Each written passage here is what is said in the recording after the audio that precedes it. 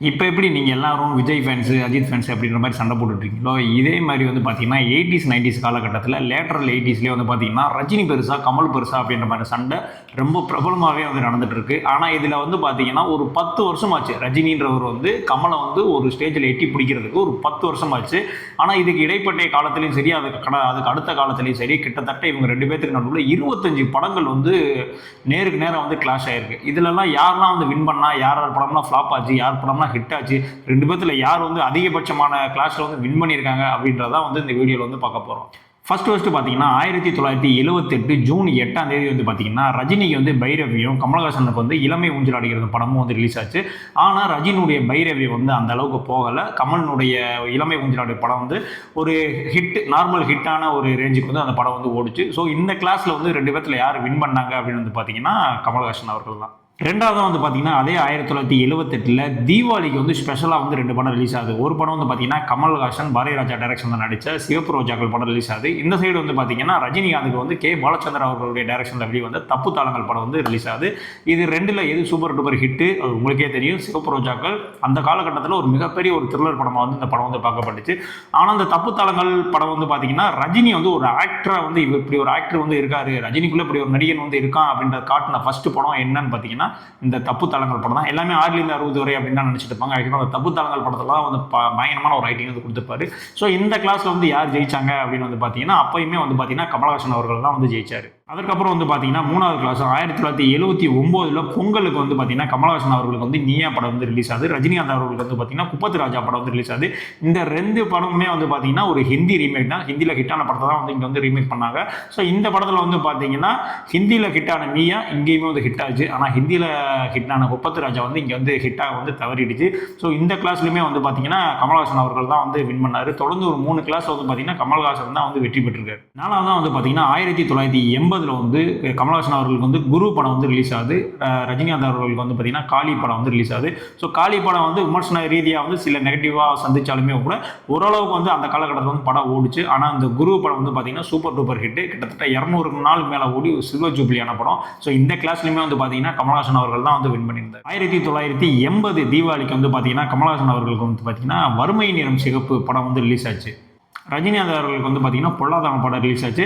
First time வந்து பார்த்தீங்கன்னா ரஜினிகாந்த் கமலஹாசன் ரெண்டு படமுமே வந்து சூப்பர் டூப்பர் ஹிட் ஆச்சு. ஸோ முதன்முறையாக வந்து அந்த ரெண்டு பேருக்கு நடந்த கிளாஸில் ரஜினிகாந்த் அவர்கள் வந்து தோக்காம ரெண்டு படமே ஹிட்டு அப்படின்ற ஒரு நிலைக்கு வந்து கொண்டு வந்தார். ஸோ நானும் ஒரு நடிகர் இருக்கேன், கமலஹாசன் ஈக்குவலாக வந்துகிட்டு இருக்கேன் அப்படின்றத காட்டின அந்த கிளாஸ் எது அப்படின்னு வந்து கேட்டிங்கன்னா இந்த ரெண்டு படங்கள் தான். அதுக்கப்புறம் வந்து பார்த்தீங்கன்னா 1981 பொங்கலுக்கு வந்து பார்த்தீங்கன்னா ரஜினிகாந்த் அவர்களுடைய தீ படம் வந்து ரிலீஸ் ஆகுது. கமலஹாசன் அவர்கள் வந்து மீண்டும் கோகிலான்ற படம் வந்து ரிலீஸ் ஆகுது. அதில் அந்த மீண்டும் கோகிலான்ற படம் வந்து பார்த்தீங்கன்னா 175 days ஓடி ஒரு சில்வர் ஜூப்ளி ஹிட் ஆகுது. ஸோ தீ படம் வந்து அந்த அளவுக்கு வந்து மக்கள் மத்தியில் வரவேற்பு இல்லை. ஸோ இந்த கிளாஸ்லையுமே வந்து பார்த்தீங்கன்னா கமலஹாசன் அவர்கள் தான் வந்து வின் பண்ணார். அதுக்கப்புறம் வந்து பார்த்தீங்கன்னா 1981 மார்ச் மாதம் வந்து பார்த்தீங்கன்னா கமலஹாசன் அவர்களுக்கு வந்து ராமன் லட்சுமணன் படம் வந்து ரிலீஸ் ஆகுது. அங்கே ரஜினிகாந்துக்கு வந்து கழுகு படம் வந்து ரிலீஸ் ஆகுது. ஸோ ரெண்டு படமே வந்து பார்த்தீங்கன்னா ஒரு ஆவரேஜான படம் தான். ஆனால் வசூல் ரீதியாக வந்து பார்த்தீங்கன்னா கழுகு படத்தை விட ராமன் லட்சுமணன் படம் வந்து ஒரு படி மேலேயே வந்து வசூல் பண்ணிருச்சு. ஸோ அந்த காலகட்டத்தில் வந்து அந்த படம் ரிலீஸ் ஆகும்போது வந்து கமல் தான் வந்து வின் பண்ணார். அதுதான் உண்மையும் கூட. அதுக்கப்புறம் வந்து பார்த்தீங்கன்னா 1981 கிட்டத்தட்ட இண்டிபெண்டன்ஸ் டே அன்னைக்கு வந்து ரெண்டு படம் ரிலீஸ் ஆகுது. ஒரு படம் என்னன்னு பார்த்தீங்கன்னா கமலினுடைய சங்கர்லால் படம் வந்து ரிலீஸ் ஆகுது. அந்த சைடு வந்து பார்த்தீங்கன்னா ரஜினிகாந்த் அவர்களுக்கு வந்து நெட்ரிகன் படம் வந்து ரிலீஸ் ஆகுது. ஆக்சுவலாக வந்து இந்த சங்கர்லால் படத்தெல்லாம் வந்து அடிச்சு ஓரம் கட்டி இப்போ சூப்பர் டூப்பர் ஹிட் ஆயிடுச்சு. அந்த நெட்ரிகன் படம் பல லாங்குவேஜில் வந்து ரீமேக்லாம் வேறு பண்ணியிருந்தாங்க. ஸோ அந்த அளவுக்கு வந்து ரஜினிக்கு வந்து ஒரு பேர் வாங்கி கொடுத்த படம் தான் வந்து அந்த நெட்ரிகன். ஸோ அந்த கிளாஸ் வந்து ரஜினிகாந்த் அவர்கள் தான் வந்து வின் பண்ணியிருந்தார். அதே வருஷம் 1981 தீபாவளிக்கு வந்து பார்த்தீங்கன்னா கமலஹாசன் அவர்களுக்கு வந்து டிக் டிக் டிக் படம் வந்து பாரதிராஜன் டைரக்ஷனில் வந்து ரிலீஸ் ஆச்சு. ஸோ அந்த சைடு அப்படியே வந்து பார்த்தீங்கன்னா ரஜினிகாந்த் அவர்களுக்கு வந்து ராணுவ வீரன் படம் வந்து ரிலீஸ் ஆச்சு. ஆனால் ராணுவ வீரன் படம் வந்து பார்த்தீங்கன்னா சிரஞ்சீவி எல்லாம் வந்து ரோல்லாம் வந்து நடிச்சிருந்தா கூட அந்த படத்தை காட்டிலும் டிக் டிக் படம் தான் வந்து அந்த காலத்தில் வந்து சக்கப்போடு போட்டுச்சு. 175 நாள் மேலே ஓடி ஒரு சூப்பர் டூப்பர் ஹிட்டாக சில்வர் ஜூப்ளி படம் வந்து அந்த காலகட்டத்தில் அமைச்சு. ஸோ இந்த ரெண்டு கிளாஸ்லையுமே வந்து பார்த்தீங்கன்னா கமலஹாசன் அவர்கள் தான் வந்து வின் பண்ணியிருந்தார். அதுக்கப்புறம் 1982 பொங்கலுக்கு வந்து படம் வந்து கிளாஸ் ஆச்சு. ரஜினிக்கு வந்து பார்த்தீங்கன்னா போக்கிரி ராஜா படம் வந்து ரிலீஸ் ஆச்சு. கமல் அவர்களுக்கு வந்து பார்த்தீங்கன்னா வாழ்வே மையம் வந்து ரிலீஸ் ஆச்சு. போக்கிரி ராஜா வந்து ஹிட் ஆகி ஒரு 100 நாளைக்கு மேலே அந்த படம் வந்து ஓடிச்சு. ஆனால் வாழ்வே மையம் வந்து பார்த்தீங்கன்னா சூப்பர் டூப்பர் ஹிட் ஆகி 250 நாளுக்கு மேலே அந்த படம் வந்து ஓடி பல கலெக்ஷன் ரெக்கார்டாக தான் வந்து பண்ணுச்சு. ஸோ இந்த கிளாஸில் வந்து 2 படமே ஹிட் ஆயிருந்தால் கூட கலெக்ஷன் வாய்ஸாக வந்து யார் வின் பண்ணாங்க அப்படின்னு வந்து பார்த்தீங்கன்னா கமலஹாசன் அவர்கள் தான் வந்து அந்த காலகட்டத்தில் வந்து வின் பண்ணியிருந்தார். அதே வருஷம் 1982 அதே ஏப்ரல் மாதத்தில் வந்து பார்த்தீங்கன்னா 2 படம் ரிலீஸ் ஆச்சு. ரஜினிகாந்த் அவர்களுக்கு வந்து ரங்கா படம் வந்து ரிலீஸ் ஆச்சு. கமலஹாசன் அவர்களுக்கு வந்து சிம்லா ஸ்பெஷல்ன்ற படம் வந்து ரிலீஸ் ஆச்சு. ஸோ இந்த சிம்லா ஸ்பெஷல் வந்து டோட்டலாகவே வந்து ஒரு நார்மல் படம் தான்ன்ற மாதிரி முடிவு பண்ணிட்டாங்க. ஆனால் அந்த ரெங்கா படம் வந்து பார்த்தீங்கன்னா கமர்ஷியலாக வந்து இந்த படம் வந்து ஹிட் கொடுத்துச்சு. 100 நாளைக்கு மேலே ஓடி இந்த படம் வந்து ஒரு ரெக்கார்டுமே வந்து அந்த காலத்தில் வந்து படைச்சிச்சு. அது மட்டும் இல்லை, ரஜினிகாந்தினுடைய அந்த மேனரிசத்தவே கொஞ்சம் மாற்றின படம் எதுன்னு பார்த்தீங்கன்னா இந்த ரெங்கா படம் தான். இந்த கிளாஸில் வந்து பார்த்தீங்கன்னா ரஜினிகாந்த் அவர்கள் தான் வந்து வின் பண்ணார். அதுக்கப்புறம் வந்து பார்த்தீங்கன்னா 1982 சுதந்திர தின அன்னைக்கு வந்து பார்த்தீங்கன்னா சகலகலா வல்லவன் வந்து கமலஹாசன் அவர்களுக்கு வந்து ரிலீஸ் ஆச்சு. அந்த சைடு வந்து பார்த்தீங்கன்னா ரஜினிகாந்த் அவர்களுக்கு வந்து எங்கேயோ கேட்ட குரல் வந்து ரிலீஸ் ஆச்சு. ஸோ எங்கேயோ கேட்ட குரல் எங்கேயோ கேட்டுட்டு இருக்கணும் அப்படின்னு சொல்லிட்டு சகலகலா வல்லவன் வந்து சக்க போட்டுச்சு. கிட்டத்தட்ட வந்து 300 நாளைக்கு மேலே ஓடி படம் வந்து சில்வர் ஜூப்ளி அடிச்சு கமலஹாசன் அவர்களுடைய அந்த நடிப்பு வரலாற்றையே வந்து கமர்ஷியலாக வந்து ஒரு மிகப்பெரிய ஹிட் அப்படின்னா வந்து இந்த சகலகலா வல்லவன் தான். ஸோ டோட்டலாக வந்து இந்த படம் வந்து அந்த படத்தை டோட்டலாக வந்து டாமினேட் பண்ணிடுச்சு. ஸோ இந்த கிளாஸ்லையுமே வந்து பார்த்தீங்கன்னா கமலஹாசன் அவர்கள் தான் வந்து வின் பண்ணியிருந்தார். அதுக்கப்புறம் வந்து பார்த்தீங்கன்னா 1983 மே மாதம் வந்து பார்த்தீங்கன்னா கமலஹாசன் அவர்களுக்கு வந்து சட்டம் அப்படின்ற ஒரு படம் ரிலீஸ் ஆச்சு. அதே இந்த சைடு வந்து பார்த்தீங்கன்னா ரஜினிகாந்த் அவர்களுக்கு வந்து சிவப்பு சூரியன்ற மாதிரி படம் ரிலீஸ் ஆச்சு. ஃபஸ்ட்டு முறையாக இந்த மாதிரி கிளாஸ் விட்டு 2 படமுமே வந்து தோற்று போச்சு. ஸோ 2 படமுமே வந்து டோட்டலி வந்து ஃப்ளாப்பு. டிஸ்ட்ரிபியூட்டர் ப்ரொடியூசருக்குமே எல்லாத்துக்குமே வந்து மிகப்பெரிய லாஸ் ஆச்சு. ஸோ என்னதான் யாராவது ஒரு ஆள் ஜெயிச்சிருவாங்க, யாராவது ஒரு தோப்பாங்களே, 2 பேருமே ஜெயிச்சிருவாங்க அப்படின்ற மாதிரி இருந்துச்சு. ஆனால் முறையாக கிளாஸ் விட்டு இந்த 2 படமுமே வந்து ஃப்ளாப் ஆனது அந்த சமயத்தில் மட்டும்தான். 1983 தீபாவளி அன்னைக்கு வந்து பார்த்தீங்கன்னா கமலஹாசன் அவர்களுக்கு வந்து தூங்காதே தம்பி தூங்காதே படம் வந்து வந்துச்சு. ரஜினிகாந்த் அவர்கள் வந்து பார்த்தீங்கன்னா தங்கமகன் படம் வந்து ரிலீஸ் ஆச்சு. ஆக்சுவலாக தங்கமகன் படம் வந்து ஹிட் ஆகி 150 நாள் ஓடிச்சு. ஆனால் தூங்காதே தம்பி தூங்காதே வந்து சில்வர் ஜூப்ளி அடிச்சு 275 நாளைக்கு மேலே படம் வந்து ஓடிட்டு இருந்துச்சு. ஸோ இந்த கிளாஸில் வந்து யார் வின் பண்ணாங்க அப்படின்னா உங்களுக்கே தெரியும், கமலஹாசன் அவர்கள் தான். 1984 தீபாவளி அன்னைக்கு பார்த்தீங்கன்னா கமலஹாசனுக்கு வந்து எனக்குள்ள ஒருவன் படம் வந்து ஓடிச்சு. ஆனால் ரஜினிகாந்த் அவர்கள் பார்த்தீங்கன்னா நல்லவனுக்கு நல்லவன் ஓடிச்சு. ஸோ அப்படியே வந்து இந்த எனக்குள்ள ஒருவனை டாமினேட் பண்ணி டோட்டலாக வந்து நல்லவனுக்கு நல்லவன் வந்து மிகப்பெரிய வந்து ஒரு சில்வர் ஜூப்ளி ஹிட்டாக வந்து ரஜினிகாந்த் அவர்களுக்கு அமைச்சு. இந்த கிளாஸில் வந்து பார்த்தீங்கன்னா ரொம்ப நாள் கேப்புக்கு அப்புறம் வந்து ரஜினிகாந்த் வந்து ஒரு மிகப்பெரிய வெற்றியை வந்து சந்திச்சிருந்தார். ஸோ இதில் இந்த கிளாஸில் யார் வின் பண்ணாங்க அப்படின்னு பார்த்தீங்கன்னா ரஜினிகாந்த் அவர்கள் தான் வந்து வின் பண்ணியிருந்தார். அதுக்கப்புறம் வந்து பார்த்தீங்கன்னா 1985 ஏப்ரல் மாதம் வந்து பார்த்தீங்கன்னா கமலஹாசன் அவர்களுக்கு வந்து காக்கி சட்டை படம் வந்து ரிலீஸ் ஆச்சு. ரஜினிகாந்த் அவர்களுக்கு வந்து நான் சிவப்பு மனிதன் படம் வந்து ரிலீஸ் ஆச்சு. ஸோ காக்கி சட்டை படம் தான் வந்து 200 நாளைக்கு மேலே ஓடி சில்வர் ஜூப்ளி ஹிட்டு. ஸோ இந்த படம் வந்து டோட்டலாக வந்து அந்த படத்தை டாமினேட் பண்ணி வின் பண்ணிச்சு. ஸோ இந்த கிளாஸில் வின் பண்ணது யார் அப்படின்னு பார்த்தீங்கன்னா இப்போயுமே கமலஹாசன் அவர்கள் தான். அதுக்கப்புறம் 1985 தீபாவளிக்கு வந்து பார்த்தீங்கன்னா கமலஹாசன் அவர்களுக்கு வந்து பார்த்தீங்கன்னா ஜப்பானிய கல்யாண ரமல் அப்படின்ற மாதிரியான ஒரு படம் வந்து ரிலீஸ் ஆச்சு. ஸோ அந்த சைடில் வந்து நம்ம ரஜினிகாந்த் அவர்கள் பார்த்தீங்கன்னா படிக்காதவன் படம் வந்து ரிலீஸ் ஆச்சு. இந்த ஜப்பானிய கல்யாண ரமல் வந்து அந்த அளவுக்கு வந்து மக்கள்கிட்ட வரவேற்பு வந்து கிடைக்கல. ஆனால் படிக்காதவன் படம் வந்து பார்த்தீங்கன்னா 200 நாளைக்கு மேலே ஓடி சில்வர் ஜூப்ளி படமாக வந்து ரஜினி வந்து அந்த கிளாஸில் வந்து வின் பண்ணார். அதுக்கப்புறம் 1987 பொங்கலுக்கு வந்து பார்த்தீங்கன்னா கமலஹாசன் அவர்களுடைய புன்னகை மன்னன் படம் வந்து ரிலீஸ் ஆச்சு. என்னுடைய பர்சனல் ஃபேவரட்டும் கூட அந்த படம். ஸோ இந்த சைடு வந்து ரஜினிகாந்த் அவர்கள் பார்த்தீங்கன்னா மாவீரன் படம் வந்து ரிலீஸ் ஆச்சு. ஸோ இதில் அப்சல்யூட்லி உங்களுக்கு தெரியும், இந்த படத்தில் வந்து பார்த்தீங்கன்னா புன்னகை மன்னன் தான் வந்து சில்வர் ஜூப்ளி ஹிட்டு. ஸோ கமலஹாசனுடைய கேரியரில் மிக பெஸ்ட்டான ஒரு படம் என்னன்னு பார்த்தீங்கன்னா அந்த புன்னகை மன்னன் தான். ஸோ இந்த கிளாஸ்லையுமே வந்து கமல் அவர்கள் தான் வந்து வின் பண்ணியிருந்தார். அதுக்கப்புறம் 1987 தீபாவளியில் ஒரு முக்கியமான 2 படங்கள் வந்து மீட் பண்ணிக்கிச்சு. என்ன அப்படின்னு வந்து பார்த்தீங்கன்னா நாயகன் படம் கமலஹாசன் வந்து ரிலீஸ் ஆகிடுச்சு. ஸோ அந்த சைடு வந்து இப்போ ரஜினிகாந்துக்கு வந்து பார்த்தீங்கன்னா மனிதன் படம் வந்து ரிலீஸ் ஆச்சு. ஸோ 2மே வந்து அந்த காலத்தில் சூப்பர் ஹிட்டு தான். பட் கலெக்ஷன் வாய்ஸாக வந்து ஓவர் ஹைப்படாக வந்து வசூல் பண்ண படம் எதுன்னு பார்த்தீங்கன்னா நாயகன் தான். ஸோ அந்த கிளாஸில் வந்து நாயகன் நம்ம கமலஹாசன் அவர்கள் தான் வந்து ஜெயிச்சிருக்காரு. அதே மாதிரி 1989 தீபாவளிக்கு வந்து பார்த்தீங்கன்னா கமலஹாசனுடைய வெற்றி விழா படம் வந்து ரிலீஸ் ஆச்சு. ரஜினிகாந்தினுடைய மாப்பிள்ளை படம் வந்து ரிலீஸ் ஆச்சு. ஸோ இந்த கிளாஸில் வந்து பார்த்தீங்கன்னா மாப்பிள்ளை படம் தான் வந்து ஒரு அதிக அளவில் வசூலில் வந்து சூப்பர் ஹிட் ஆச்சு. ஆக்சுவலாக இன்னொரு உண்மை என்னன்னு தெரியுமா, இந்த படத்தினுடைய வந்து பார்த்தீங்கன்னா ராமராஜனுடைய தங்கமான ராசா படம் வந்து ரிலீஸ் ஆயிடுச்சு. ஸோ இந்த 2 படத்தினுடைய வசூலை விட அவருடைய படம் வசூல் தான் வந்து அந்த காலகட்டத்தில் வந்து ரொம்ப அதிகமாக இருந்துச்சு.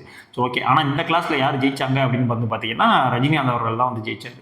அதுக்கப்புறம் வந்து பார்த்தீங்கன்னா 1990 பொங்கலுக்கு வந்து பார்த்தீங்கன்னா ரஜினிகாந்த் அவர்களுடைய பணக்காரன் படம் வந்து ரிலீஸ் ஆச்சு. கமல்ஹாசன் அவர்களுக்கு வந்து இந்திரன் சந்திரன் ஒரு டப்பிங் படம். ஸோ டப் பண்ணி தான் வந்து இங்கே வந்து ரிலீஸ் பண்ணாங்க. ஸோ 2மே ஹிட்டு தான். ஆனால் பணக்காரன் படம் தான் வந்து சூப்பர் டூப்பர் ஹிட் ஆகி பல கலெக்ஷனல் ரெக்கார்டெல்லாம் வந்து அந்த காலத்தில் வந்து படைச்சிச்சு. ஸோ இந்த கிளாஸில் யார் வின் பண்ணாங்க அப்படின்னு வந்து பார்த்தீங்கன்னா ரஜினிகாந்த் தான். ஸோ இதற்கப்புறம் ரஜினிகாந்துக்கு டோட்டலாகவே வந்து ஏறுமுகம் தான். அதுக்கப்புறம் 1992 வந்து பார்த்தீங்கன்னா இங்கே தேவர் மகன் அப்படின்ற கமல்ஹாசனுக்கு மிக முக்கியமான படம் வந்து ரிலீஸ் ஆச்சு. ஸோ அந்த சைடு வந்து பார்த்தீங்கன்னா ரஜினிகாந்த் அவர்களுக்கு வந்து பாண்டியன் படம் வந்து ரிலீஸ் ஆச்சு. ஆச்சு. ஸோ இந்த கிளாஸில் வந்து பார்த்தீங்கன்னா உங்களுக்கே தெரியும் தேவர்மான் படம் வந்து சில்வர் ஜூப்ளி ஹிட் ஆகி மிகப்பெரிய சாதனையெல்லாம் வந்து வசூலில் படைச்சிச்சு. அதுக்கப்புறம் வந்து பார்த்தீங்கன்னா 1995 பொங்கலுக்கு கமல்ஹாசனுடைய சதிலீலாவதி படம் வந்து ரிலீஸ் ஆச்சு. அந்த சைடு அப்படியே பார்த்தீங்க அப்படின்னா ரஜினிகாந்துக்கு பாட்சா படம் வந்து ரிலீஸ் ஆச்சு. இந்த படத்தில் யார் வின்னுன்னு நான் சொல்லி தான் உங்களுக்கு தெரியணும்னு கிடையாது. ஸோ பாட்சா படம் தான் ரஜினியுடைய கேரியரில் ஒரு பீக்கான படம். என்ன அப்படின்னு பார்த்தீங்கன்னா பாட்சா தான். இது வரைக்கும் கலெக்ஷனான எல்லா ரெக்கார்டையுமே வந்து முறியடிச்சு சில்வர் ஜூப்ளியாக 300 நாளைக்கு மேலே ஓடின படம் என்னன்னு பார்த்தீங்கன்னா இந்த பாட்சா படம் தான். இந்த கிளாஸில் யார் வின் பண்ணாங்கன்னு நான் சொல்லணும் இல்லை, பாட்சா யூஷுவல் நம்ம தலைவர் தான் வந்து வின் பண்ணார். அதே வருஷம் 1995 வந்து பார்த்தீங்கன்னா தீபாவளி அன்னைக்கு வந்து பார்த்தீங்கன்னா முத்து படம் வந்து ரஜினிக்கு வந்து ரிலீஸ் ஆச்சு. ஸோ அந்த சைடு கமல்ஹாசன் அவர்களுக்கு வந்து பார்த்தீங்கன்னா குருதி புனல் வந்து ரிலீஸ் ஆச்சு.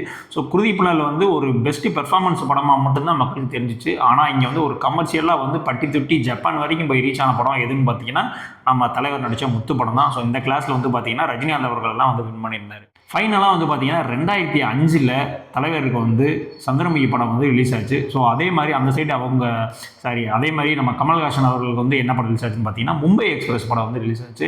ஸோ இதில் வந்து சந்திரமுகி படம் கிட்டத்தட்ட 800 நாளைக்கு மேலே வந்து கடந்து ஓடி கரகாட்டக்காரன் ரெக்கார்டெல்லாம் வந்து முறியடிக்கிற அளவுக்கு வந்து இந்த படம் வந்து ஓடிச்சு. ஸோ இதுக்கப்புறம் 2 ரஜினி கமல்ஹாசனுடைய படங்கள் எதுவுமே வந்து கிளாஸுக்கு வரல.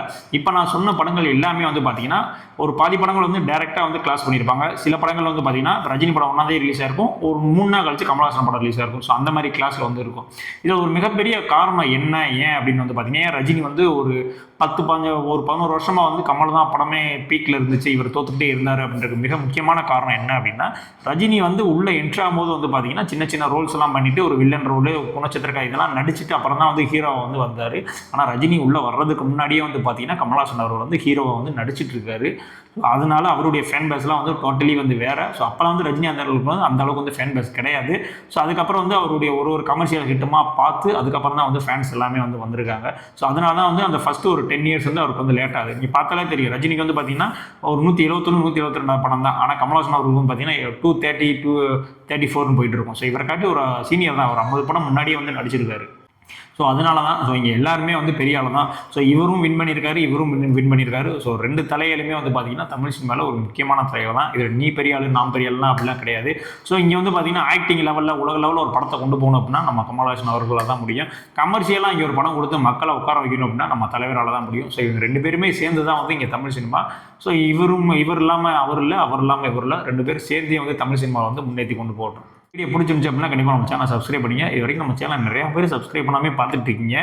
பல வீடியோக்கள்லாம் பார்த்தா 2K 3Kன்னு போகுது. அதில் அந்த 2300 2400 பேர்லாம் இருக்கீங்க. அது ஒரு ஆள் கூட அந்த பட்டனை ப்ரெஸ் பண்ணணும் தோணலையான்னு தெரியல. சரி பரவாயில்ல, இந்த வீடியோ பார்த்ததுக்கப்புறமாவது அந்த சப்ஸ்கிரைப் பட்டனை கொஞ்சம் ப்ரெஸ் பண்ணி விடுங்க.